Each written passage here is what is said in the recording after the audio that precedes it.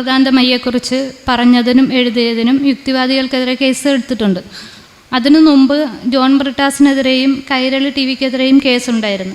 അവരത് മാപ്പ് പറഞ്ഞ് കേസ് തീർക്കുകയാണ് ചെയ്തത്. നമുക്ക് സോഷ്യൽ മീഡിയയിലൂടെ അല്ലെങ്കിൽ നവമാധ്യമങ്ങളിലൂടെ പിന്നെ ദളിത് രാഷ്ട്രീയമോ അല്ലെങ്കിൽ വേറെ എന്തെങ്കിലും രാഷ്ട്രീയമോ ഫെമിനിസമോ അല്ലെങ്കിൽ പാരിസ്ഥിതിക പ്രശ്നങ്ങളോ എന്ത് വേണേലും നമുക്ക് പറയാം, ആരും ഒന്നും പറയില്ല.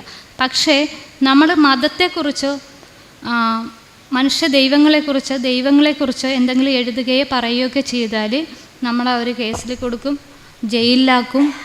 പിന്നെ നമുക്ക് എത്രയൊക്കെ ഉപദ്രവങ്ങൾ ചെയ്യാൻ പറ്റുമോ അതെല്ലാം അവർ ചെയ്തുകൊണ്ടേയിരിക്കും. അതിന് ആണെന്നോ പെണ്ണെന്നോ വ്യത്യാസമില്ലെന്നാണ് എനിക്ക് തോന്നുന്നത്. ഇപ്പോൾ ഉദാഹരണമായിട്ട് ഇപ്പോൾ ഈ റീസെൻ്റായിട്ട് ഞാൻ അറിഞ്ഞത് മറ്റേ അമൃതാനന്ദമയ്യെക്കുറിച്ച് പറഞ്ഞതിനും എഴുതിയതിനും യുക്തിവാദികൾക്കെതിരെ കേസ് എടുത്തിട്ടുണ്ട്.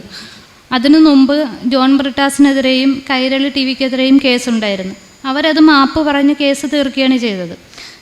4 യുക്തിവാദികൾക്കെതിരെ പലപ്പോഴായിട്ട് കേസെടുത്തിട്ടുണ്ട്. ശ്രീനി പട്ടത്താനം സാറ്, അതുപോലെ ഋഷികുമാർ സാറ്, പിന്നെ ഞാനും മനുജയുമാണ്. അപ്പം നമ്മളാരും ഇതുവരെ കേസിൽ മാപ്പ് പറഞ്ഞ് കേസ് തീർക്കാനായിട്ട് ഒന്നും ഒരുങ്ങിയിട്ടില്ല.